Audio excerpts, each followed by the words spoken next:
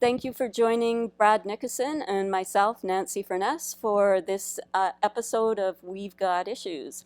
We've Got Issues is a nonpartisan, citizens-based forum where we talk about issues of concern to Tri-Cities residents, and we also serve as a way to help elected representatives stay connected with their constituents. And today we're at Coquitlam City Council chambers, and I'd like to acknowledge that we are on the core traditional and unceded territories of Coquitlam First Nations. And I'd also like to express our gratitude to Tri-Cities Community Television for filming these interviews. So today we're joined by Coquitlam Mayor Richard Stewart, and this is our second interview with Mayor Stewart. Last time we talked about some environmental initiatives, and we talked about respectful workplace and COVID-19. So today we would like to carry on our conversation. At the end of last interview, we just started at the very end a really interesting conversation around mental health, an issue that Mayor Stewart is very passionate about and has long advocated for. So in today's interview, we would like to carry on with that discussion, and we'll also find out what's new in Coquitlam, as well as checking back in on how the city is managing under the global pandemic. So thank you so much, Mayor Stewart, for joining us today. Pleasure to be here. Thanks for coming to City Hall. Thank you. I think if we could maybe just start with letting us know what's new and exciting in Coquitlam, if there's anything that you wanted to share with the constituents, changes that have been made recently. Absolutely. I mean, it's really hard to talk about excitement when people are struggling and there's folks losing their employment and really having a hard time as Christmas approaches, as the holidays approach. But there is a lot of good stuff going on. We have been one of the only communities, one of the communities that has been able to work through all the process and keep so many facilities open, and that's been a big part of our focus. Is the Provincial Health Officer, Dr. Bonnie Henry, urged municipalities, keep your parks open certainly, but also to the extent possible, find those safe pandemic context ways that you can keep facilities, pools, libraries open. And we've been able to accomplish that, though it is costly. Certainly it is a challenging process. We've also, I know later on you have a question about COVID response, but we have certainly like our COVID response and recovery plan, which Council unanimously supported, trying to find the way to support those that are most vulnerable at a time when there are lots of gaps, and everybody has to be in on trying to find these solutions for folks. But and a bunch of other work continues, like the City Centre Area Plan just got adopted, where right now we've approved the detailed design for an expanded park at Cottonwood Park, which has always been one of our almost inner city areas of Coquitlam, one of our neighborhoods that is poorly served by parks historically. All through my life, I was born in Coquitlam, and Burquitlam and Mallardville didn't have the parks that the rest of the community has had, and so we're pleased to be able to look at ways to expand Cottonwood Park in particular. Could you tell us exactly whereabouts Cottonwood Park is? So Cottonwood Park is at the corner of Adler and Foster. It's kind of between Foster and Smith, near North Road, about a block from North Road. It was traditionally a basketball hoop and a preserved wood treated playground, where it will be something like 10 times the size when it's finished. We've recently doubled its size. We're doubling it again now, and the long-term plan is another doubling of the size of the park. This new expansion will include a small soccer field, baseball, softball diamond, tennis courts, playground, parkour. That's probably something you're into. kind of, yeah. I even look at it and my back hurts. But there's going to be it's going to bring that part of Coquitlam, the kinds of facilities that the rest of Coquitlam has always enjoyed. And may I ask, is that because it's the densification in that area has expanded so much? It allows us to, because it's really hard to fund these kinds of initiatives. And they're millions and millions of dollars, tens of millions of dollars, in order to just acquire the land, or to work with. A good part of the park has actually been contributed by one of the development companies that's doing work in the neighborhood. We've required them to give us a great amount of land to expand the park as part of the arrangements, but also development cost charges that can be put back into park development to improve the facilities to serve both the new population but also the existing population of the neighborhood. And that particular project also includes the new YMCA, because we as a city have opted to partner with the YMCA for a community center in that part of Coquitlam, the only part of Coquitlam that's never had a community center. And it will now have childcare and recreation facilities and a pool and all kinds of services just north of the Cottonwood Park at Coquitlam Park.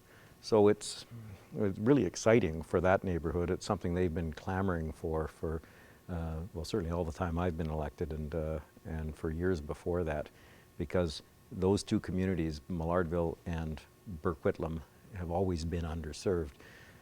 And on to that point, the Mallardville Community Centre is about to break ground. We're replacing Place Maillardville, which was a poor cousin to the rest of the rec centres in the community. It was, it's actually its first janitor while I was at university.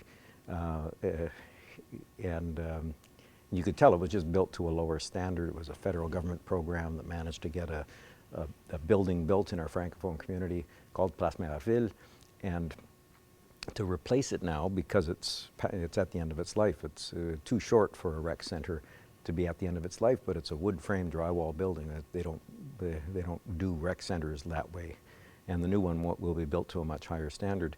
But getting that replaced has been a long commitment, and we're excited to see it break ground now. There's a number of parks in Coquitlam that we kind of associate with Coquitlam, but for example, Town Centre Park and Lafarge. I think there was recently talk about putting a bridge across to a small island on Lafarge Lake. Can you give us an update on what happened with that? Yeah, the staff came to us with an idea that we could make the loop trail a little bit better by adding another option that would be a bridge to the island and then a bridge back to the mainland on the other side. The island is at the north end, and people don't even think of it as an island, but it's part of the stormwater retention system, and the lake itself is part of the stormwater retention system. It used to be a gravel pit when I was young. That was it wasn't what it is now. It was a gravel pit, and in every sense of the word. And to have it taken shape the way it has over the last few years is remarkable.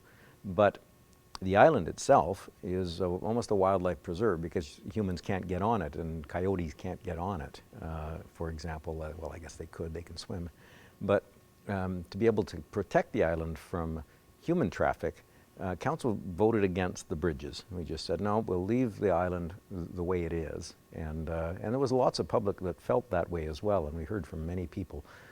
They thought it was our idea, so they angrily wrote council. But it was a well-meaning concept put forward by staff, and we rejected it. We urged them to remove that from the plan. The plan went ahead then without that component, but with other components where we're improving the biodiversity of the forest at the south. It's hard to call it a forest because this used to be a gravel pit. And so it's the scrub that grows out of gravel. And so a lot of alder, a lot of birch, and not healthy trees necessarily. And being able to gradually replace those with a better stand of forest is part of that plan. And the plan also includes another washroom, another two washrooms actually, a washroom that's just been opened.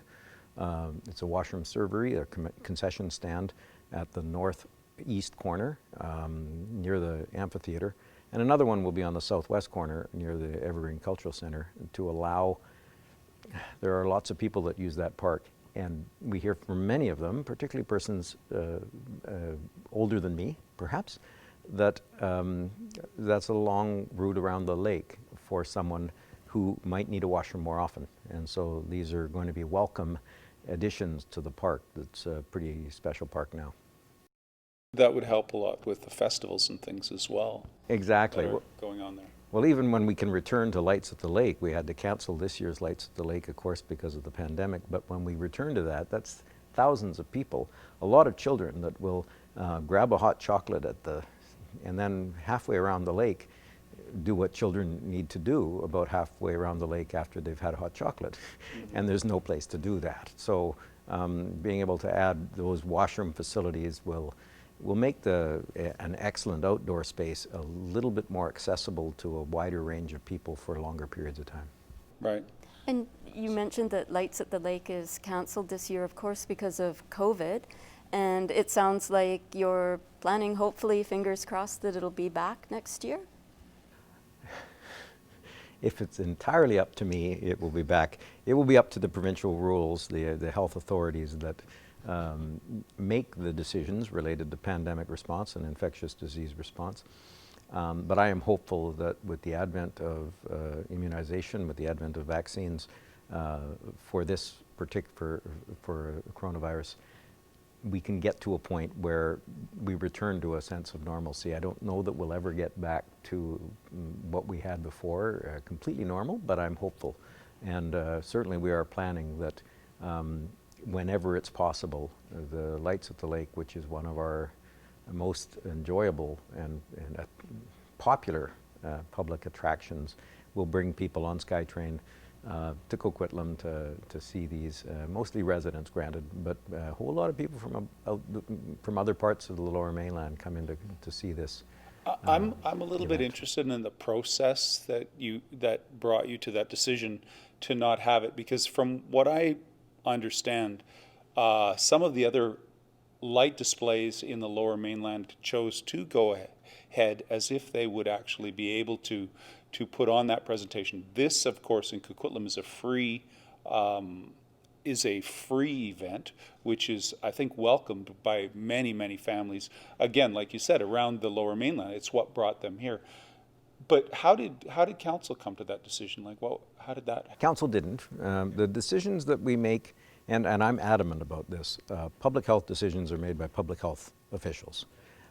Public policy decisions are made consistent with the advice of public health officials, and that's how we get involved, is when money needs to be spent, or and here at the city we have an emergency coordination team, the Emergency Operations Center, that is made up of field experts in their various fields that work together with the provincial agencies, for example, the Association of Parks and Recs officials and the various organizations, the Tennis Canada, trying to identify safe ways to do things and put those in place. All of those are operational decisions, and council is involved only in the policy decisions as to whether or not to have a tennis court there, not how do you play tennis.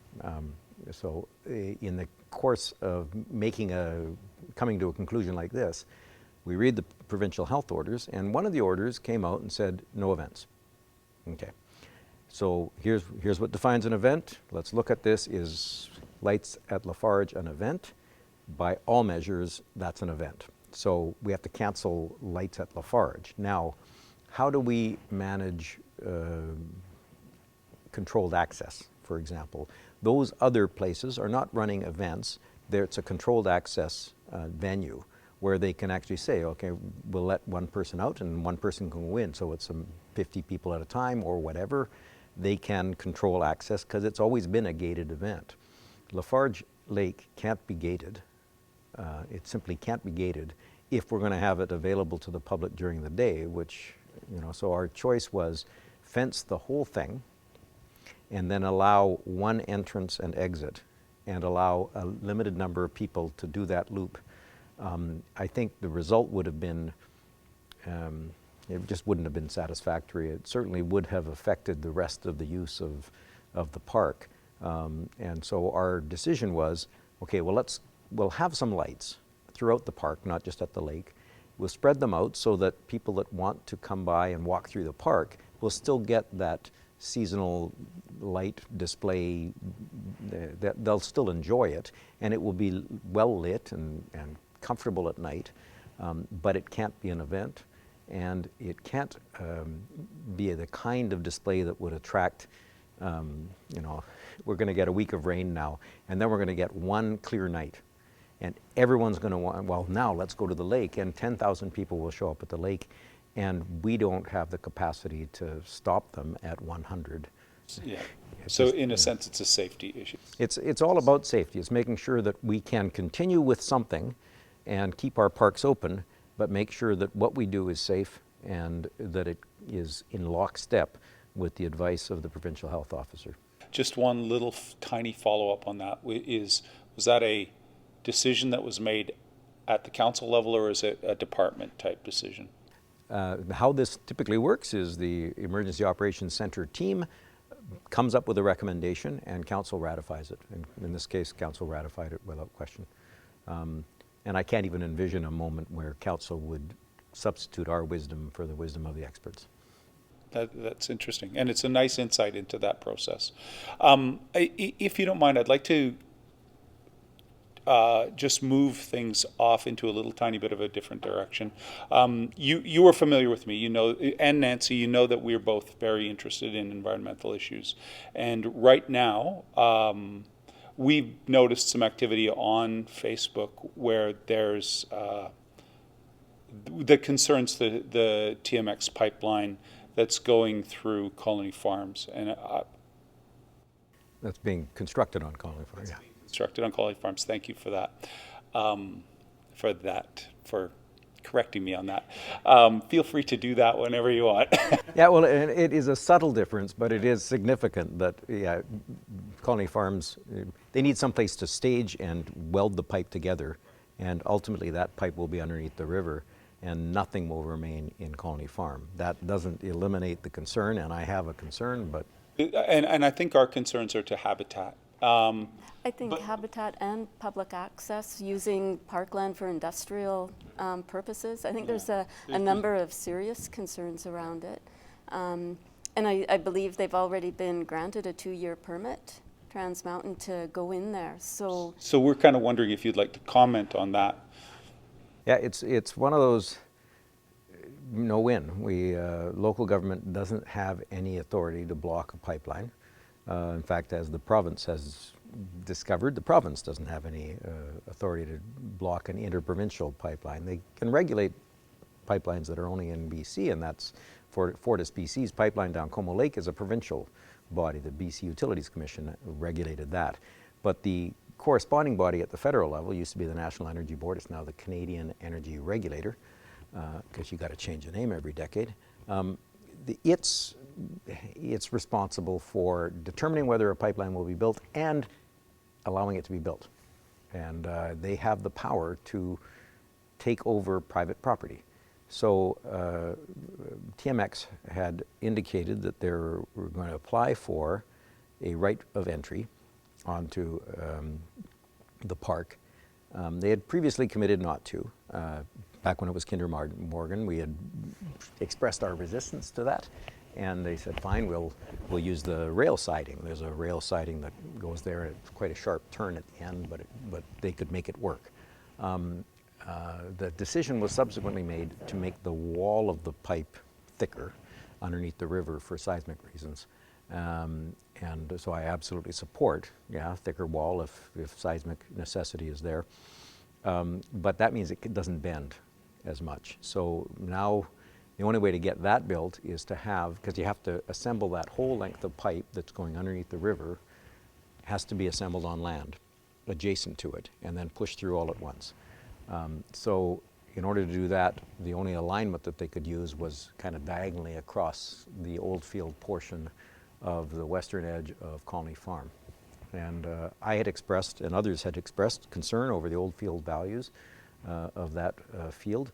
There's lots of habitat, and I spend many hours down there with my camera and my lens and trying to and just exploring the nature that is at Colony Farm and along the Poco Trail and up the Sheep Paddock Trail and through Riverview and such.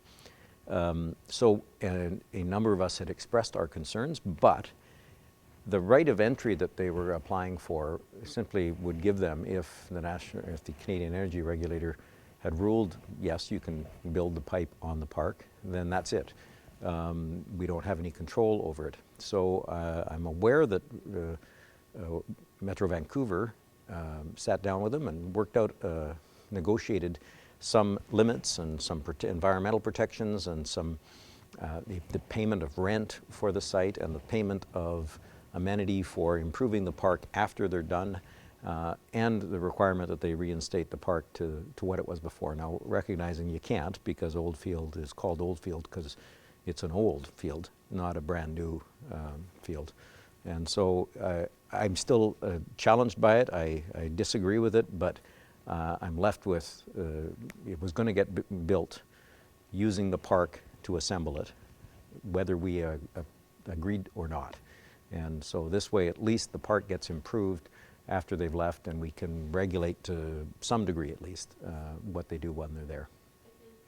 There will be some pushback from the community on this, for sure. Do you think the municipalities have any sort of mandate to try and protect, or at least to advocate for protecting that, or to push back as well on behalf of their constituents? Knowing, of course, the options are limited, but I think cost is also a factor. This is being done at the probably at the cheapest cost they can as well. Well, and that's one of the issues where Coquitlam has been a bit of a leader across the region on both pipelines, the Fortis BC and the TMX pipeline, in that there are some costs that municipalities incur by, I'll use the word hosting, but it's hard to, hosting involves us welcoming them, but that's not what we're doing. We simply are the community that the pipeline runs through, in the same way that Trans-Canada Highway goes through Coquitlam, and there's nothing we can do to stop it. And there's some costs associated with having that there. There's costs associated with having a private pipeline going down your road, and that includes effectively the expropriation of the space, the cost, the additional cost of maintaining the surface, that if you want to fix a pothole, you need TMX's permission, because we're not allowed to do any work anywhere near a high-pressure gas or oil pipeline. So we have made pitches to the National Energy Board and to the BCUC for the Fortis pipeline on behalf of municipalities.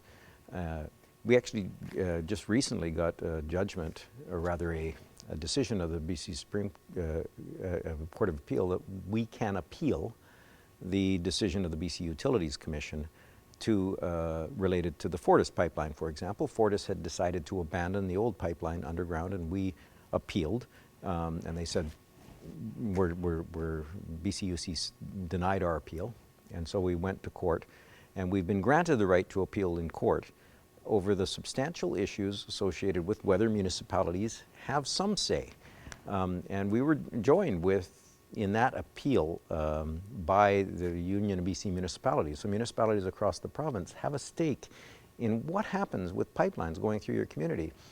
Granted, municipalities, we can't have different rules in each municipality for pipelines. So provincial pipelines, that's the province. Federal pipelines, that's the feds. But at least let's not make it so that municipalities have to subsidize the pipeline, or in the case of Colony Farm Park, so that Metro Vancouver would have to subsidize the construction of a pipeline using taxpayer dollars at the local level, since this is actually a private pipeline. Granted, the private pipeline is now owned by the federal government, but eventually it will be sold to a private company again. And in the case of Fortis, that's a private company, and some of the gas is going to be used for export. And it's not like municipalities ought to be subsidizing the operation of these pipelines going through our community. So I'm proud of the work we've done. I'm not sure where we'll get, but I'm hopeful that the courts will agree that municipalities at least ought to have a say and ought to be made whole from the extra cost of having a pipeline go through their community. Yeah, so I have a feeling the story isn't quite over yet on the Trans Mountain, that we will be seeing some further action and some more voices being heard. So it's nice Absolutely. to know where Coquitlam stands on this. And Well, for example, they're going down United Boulevard. We know that from the point where they build this pipeline, our cost for maintaining United Boulevard will double. Anytime we cross it, anytime we want to put a water pipe going underneath the road across there, we'll need permission of a multinational corporation, and they're going to come and examine it, and they're going to give us a permit or not. It's our land. Belongs to the taxpayers of Coquitlam, in the same way that Como Lake Avenue belongs to the taxpayers of Coquitlam, and yet these federal and provincial agencies are ruling that that portion of the land has been expropriated by a private company, and you have no say. it's especially challenging, I think, because Colony Farm is such a valuable habitat and also a place that's very much loved by local residents. And I think during the times of COVID, we saw even more people coming out and appreciating it. So it's a really tough pill to swallow right now. Yeah, absolutely. No, I cycle through Colony Farm all the time, and since COVID, you see twice as many people on bikes, but also walking. And I'm so pleased with that, because these are people that many of whom have just discovered that this treasure is in their backyard. Which is an exciting thing, to find out that people are starting to understand the positive effects of being outside are. That seems to be a little bit of a benefit that we're starting to see. Without going too much farther down the TMX situation, I just want to ask one question about the process of people being heard. Like, how do you feel about that in terms of we see groups starting up like Extinction Rebellion, who seem to be the most frustrated people, feeling like they're not heard. What's the process that should be in place so that people can hear about this well in advance and not all of a sudden hear about it so that they have to feel like they have to take huge actions? Yeah, I don't know. Bluntly, I don't know the answer, because I know that when it was first presented 6 years ago, that the idea of going through the park, we heard from people, and I was so pleased that people jumped up to defend the park. This new reality that Trans Mountain is putting on the table did come up relatively suddenly, and in some ways I'm torn, because the purpose of the change was to make the pipe safer. And obviously the biggest disaster would be in a seismic event, and recognizing the ground conditions underneath the Fraser River, and the fact that portion of the river is much deeper than another portion. And we see that with the construction of the Port Mann Bridge, where the center span is on one edge of the river, because that's the deepest part of the river. It's a strange place to build a bridge, but it's also a strange place to build a crossing. So we know that seismically it's a challenging situation, and I'd obviously want the pipe to be as resilient as possible. We could, demand that they use a thinner pipe and use the rail crossing, but that doesn't, so we're all torn. We recognize that safety has to be first and foremost, given that the federal government has decided that the pipeline's going ahead. Okay, that decision's been made. Now, how do we make it so that our community doesn't subsidize it, our costs are recovered, and it's as safe as possible, and that it doesn't affect Colony Farm, or at least minimizes the effect on Colony Farm. And we're all working toward those four goals, and two of them conflict. Yeah. So I want to thank you, because we, to be fair, we sprung this on you at the last moment that we wanted to talk about this, and I really appreciate you taking the time. And as I said to you before, I anticipated it, because this is an emerging issue, and in fact I just got off the phone with a resident that likewise, she absolutely values Colony Farm and wants it protected. And when I explained the process, she understood and thanked me.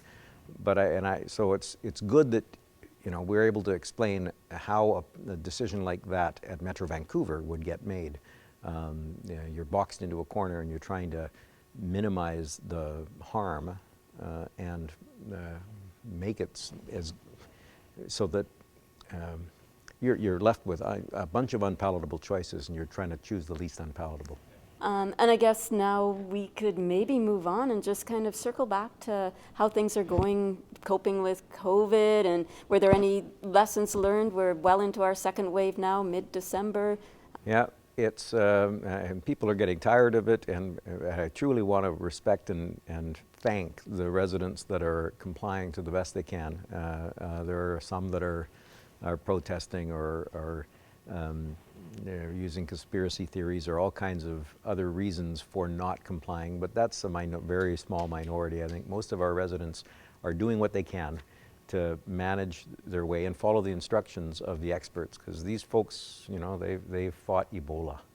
And so this is a serious pandemic, and we all need to do what we can to be in lockstep with the best advice we have, which is to be distant, wash your hands, stay away from parties, don't gather. This is going to be a quiet Christmas season for a lot of families, and Zoom is going to crash. Let's not feel so sorry for the big tech companies. Yes, but you heard it here first. Yeah, Zoom is going to crash. That's right. So were there any lessons learned from going through the pandemic? Anything that you've changed in the way that we govern or guide the people of Coquitlam? Well, lots of things, and I believe passionately that a disaster is a terrible thing to waste. That when you have an emergency, you ought to be taking notes and make sure that long term we have better ways of responding to this kind of challenge, because it won't be a pandemic necessarily. It could be an earthquake, or it could be lots of different emergency scenarios, and we plan for those all the time. You don't get rewarded for planning for this unless it happens, and eventually we will have one of those disasters that our planning teams have all been in there working toward and making sure that we're as resilient as possible. So I'm proud of the team. They have been refining all the way through this their response to COVID, but also their response to emergencies in general, and making sure that, for example, if an emergency happened today, City Council could meet at a moment's notice digitally in a much smoother way than we could have before the pandemic. So this does, and I don't want to call them benefits of having a pandemic, but there are lessons, and we ought to take advantage of the lessons we learn from this kind of challenge. I think you're right, and it is a good opportunity to use those lessons. I'm wondering, I just read something the other day about, I guess people are getting tired of, as you say, complying with the COVID requirements. And I saw something where the library, a Coquitlam library, had to call the RCMP on somebody who refused to wear a mask. And the RCMP actually came and they fined the person for not wearing a mask. Is there any other things that you can do from a municipal level to kind of encourage compliance, or? Yeah, encouraging compliance is what we can do. In fact, the Provincial Health Officer made the conscious decision not to give municipalities any powers related to enforcement. Those belong to police. So our bylaw officers are out there working with local businesses, trying to explain things, make sure that everyone understands, record evidence if necessary in the case that you would describe. I won't speak to a particular case, but there's no question that, and the vast majority of our residents are in lockstep, and they want us to make sure that to the extent possible everyone is complying. We also don't want the civil kind of unrest that we see in other parts of the world, particularly just south of us, where a large portion of the population was following different advice.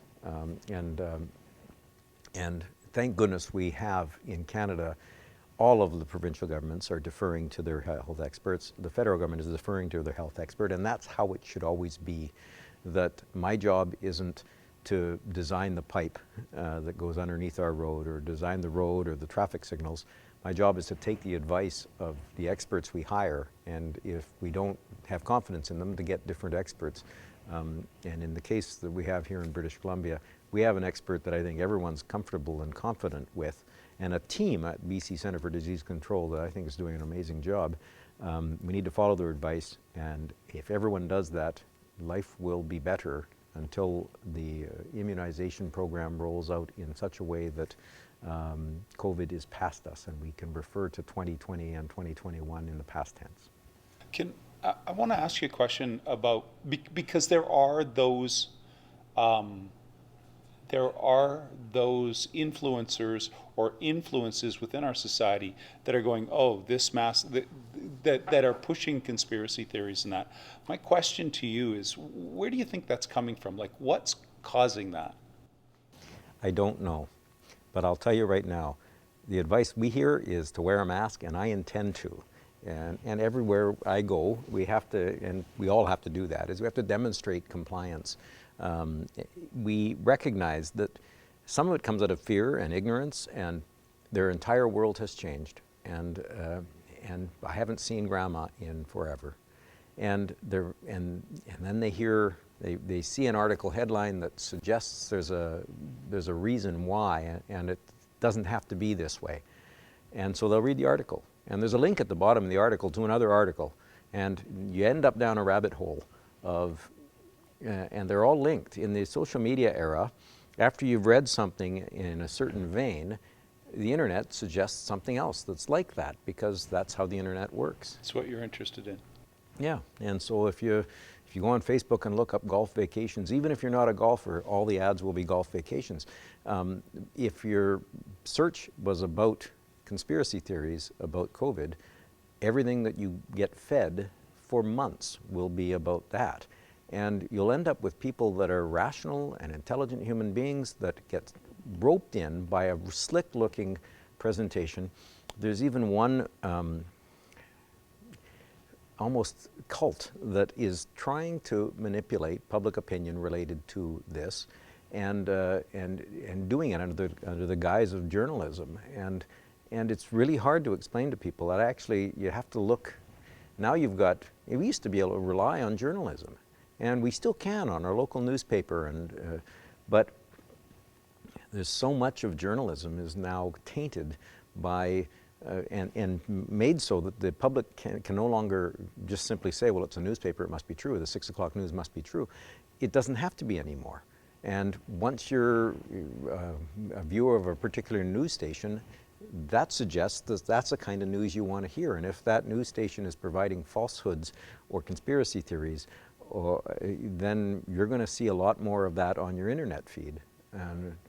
And to be clear, when you say news station, you are talking about an internet kind of station, yes. A particular... Yeah, the vast majority of internet publishers. 6 o'clock news stations are professional journalists, and they may have a bias, but you can mostly count on the reliability of what the information they're giving.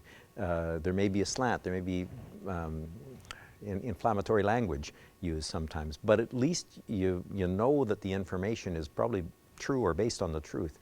But you can see an awful lot of the internet based news that doesn't have those controls on the right and on the left. And it's sad, because now we're raising a generation that can't count on professional journalism anymore. And I'm a passionate believer in those people that went to journalism school and are professional journalists and strive hard to be unbiased. And have processes. And have processes, absolutely.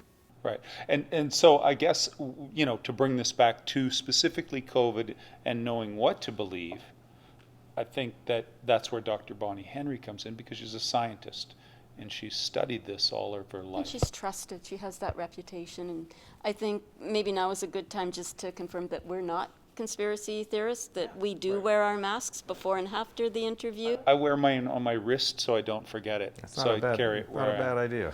Yeah. One in every pocket. And it's decorative. There isn't an epidemiologist anywhere that would disagree with the basic premise of Canada's response to this crisis. Anyone with a degree in viruses would agree, because they've studied it for a decade and they've worked through this stuff and they know this stuff, and there's no disagreement. It's like, climate scientists. There's all kinds of science where there's no disagreement in that branch of science. And so I want people to be able to trust that, and we want journalism to report that as fact, because it absolutely, to do otherwise is disastrous. And we do have a vaccine that is on its way and more to come, but in the meantime, we need to stay the course, I think. The lights at the end of we can see the light at the end of the tunnel, but we're only halfway through the tunnel. And there's a long way to go. So we still have to do this because nobody wants to be the last person to die of COVID before we're all immunized. Or someone that we love. Yeah, or someone that we love. So this Christmas, if you truly love somebody, don't go near them. I think just before we wrap up on this particular subject, I'd like you could speak a bit about how it is affecting your staff, the staff in the city, because I imagine that there are that because of COVID, because the economy is struggling in a sense that it doesn't have really solid footing. There have been a lot of layoffs, and I'm sure it's affected a lot of people really within the city. Is there anything that you're doing I'm struggling for a word, normalize people's lives that have... It's a challenge, no question, that it's not just the staff we laid off, it's the staff we didn't hire over the summer, for example. Our pools weren't open, and there's all kinds of students that are lifeguards in the summer, and that's how they are students in the fall. And you know, those are challenging realities for all kinds of families. So the city actually made a decision early on to have a COVID response and recovery plan and actually dedicate money to it. $5 million was put into the fund by council in order to essentially challenge those realities in our community that were particularly hard, causing hardship. For example, some of the monies to the food bank, some of the monies to share. We want to make sure that nonprofit agencies that might otherwise be struggling and yet provide service to the most vulnerable in our community, that's where we committed to provide the assistance. It's where it's needed most. You know, our challenge was we could give folks a break on their property taxes, but that would mean that it only applied to people that owned property. That's about half our community. And it would apply more to those that owned expensive properties than to those that owned the $400,000 one-bedroom condo. It didn't seem like a good way to distribute any benefit that we might be able to provide. So rather than do that, we made the decision to put the money into a fund and dedicate it to where it's needed the most, to trying to make sure that we had the ability to respond with masks and sanitation and those kinds of elements, but also to help other agencies that help our community, particularly those with the vulnerabilities that make them particularly susceptible in times of a pandemic. And it's a difficult time for a lot of people, so I think the best thing that we all can do is remember that and just be kind to each other as we go forward. That's absolutely the number one message we should all take, is that kindness really matters now more than ever, because we're isolated. We're actually told to isolate, to stay apart, to not connect with our loved ones. And that's going to be particularly hard for persons who struggle from a mental health perspective. And that is a fantastic segue, because I just noticed that we're running a little bit short because we talked about all those environmental things that I like to talk about. But I think that it's time for us to move into to talk about it. Last time we were together, we spoke about mental health at the very end of our conversation, and it was an awesome conversation at that time, and we wanted to continue on that and talk to you about, from your perspective, to find out what the consequences of poor mental health is, and what does that look like in our communities, and what can we do about it. So there's poor mental health and there's mental illness, actually, a diagnosable mental illness, and in both situations we need as a community to be more empathetic. I want mental health to be a health issue rather than a stigma. And you know, we don't say, well, he's diabetic, well, let's not hire him. Call the police. Yeah, call the police. And yet that's the response. If someone's having a mental health crisis and they call 911, the responder has a gun. and is in a police uniform, that's under the Police Act. And so, you know, this summer we heard this defund police argument, and I just saw an interview with President Obama where he was defending the comments he made at the time was, be careful with the words you use, because it's not about the money, it's about whether that's the correct response. And I believe passionately that the police is not the correct response to a mental health crisis. It's a mental health response. It's a health crisis. We should send an ambulance or a mental health equivalent that includes a mental health worker. So I have a daughter now who's a psych nurse, and she gets to see firsthand a lot of the realities of this, and it's not something that she's not unfamiliar with. This is a really big crisis in our community, particularly during COVID, not just from those with diagnosed mental illness, but a whole bunch of people who are now struggling with the realities of isolation, social isolation, the depression, the anxiety about this. I mean, I feel anxiety every day about this pandemic, because I care, you know, I want our community to thrive, but to be protected, and I don't want it to get into seniors' homes, and there's all those realities, and there's tension that anxiety can cause, and there's health effects, physical health effects that flow out of those. So what are the consequences? The consequences are we need more services that support persons who are struggling with their mental health. And we all need to be part of it. And so you mentioned kindness. We need to be empathetic. I was at the homeless shelter this morning, and you could see that the staff there, the residents there, the people who aren't residents that are on wait lists and such, there's a real struggle now that's different from the struggle a year ago, because some of the services have evaporated, and they're all, you know, they've got other issues now to contemplate.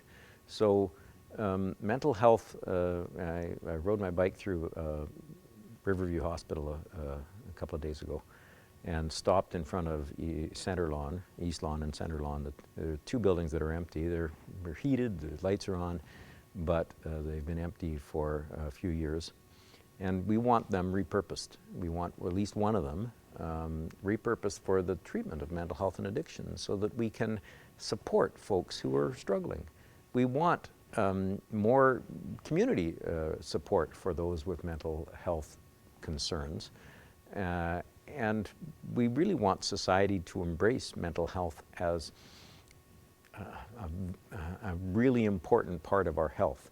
We hear all the public announcements about diabetes and about blood sugar and obesity and all kinds of health issues, physical health. Cancer, we have runs for cancer, and all kinds of, you know, walks for all kinds of things, Alzheimer's, because those are physical health realities. And if you tell your coworkers that you've got an appointment with your dentist, so be it. Go ahead, leave early. I got an appointment with my psychiatrist. There's a stigma attached to that. The stigma's still there. The stigma's, yeah, and we've made enormous strides. Yeah. So the glass is half full. Well, mine's mostly empty, but. I like your mug, by the way. Yeah, still got it.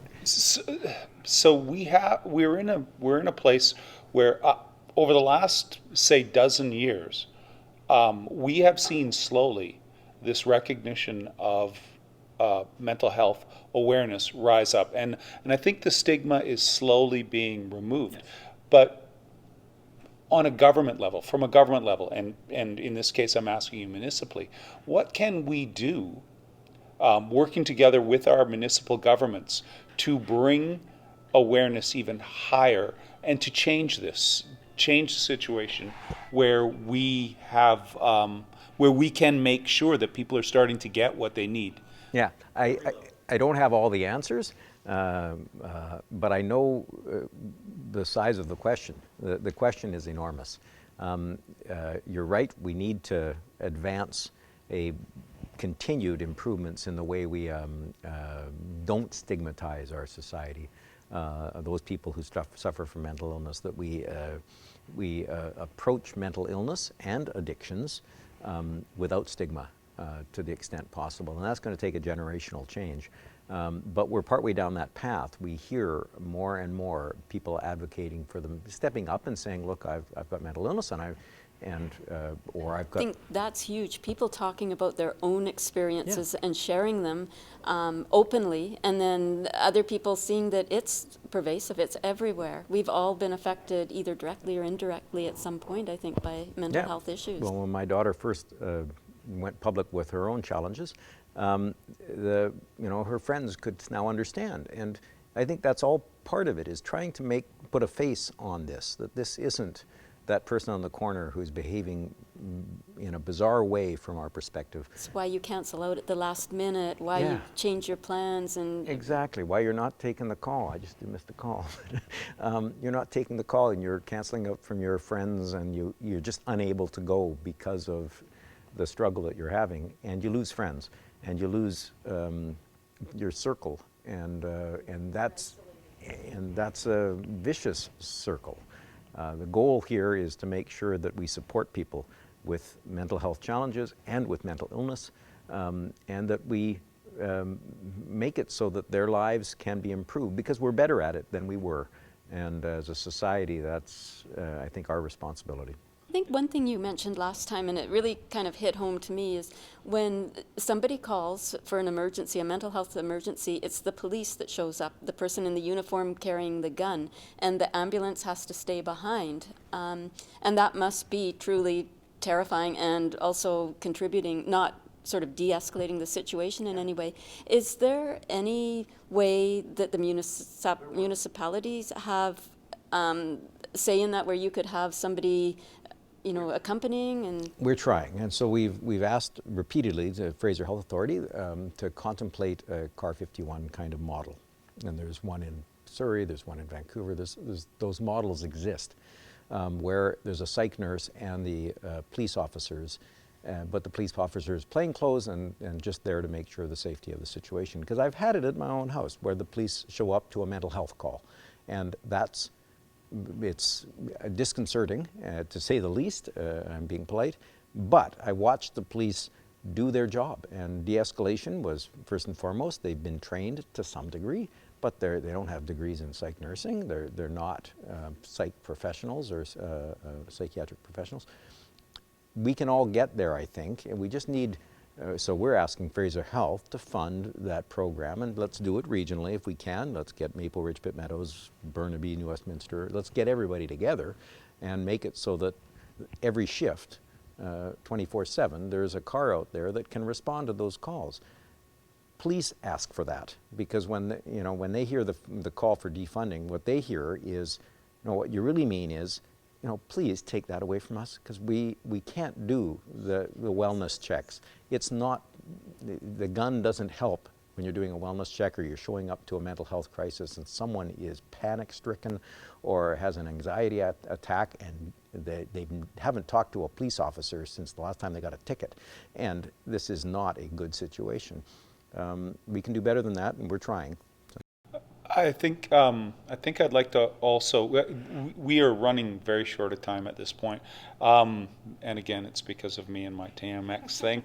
I would like to ask you at this point is, what do you think that as citizens of the Tri-Cities and of Coquitlam, what can the citizens do to become supporters of a better mental health situation? What can we do, take action upon? What do you suggest? Well, I advocate always. We need government to feel like the citizens are behind them. We've heard several times during this last provincial election, the Premier mentioned that Coquitlam and the Riverview site is valued in that respect, because Coquitlam is one of those communities that doesn't have a NIMBY attitude about the mentally ill and about those kinds of treatment facilities. We've always had them here, and we understand in our community, not everybody, but I think by and large understand these processes.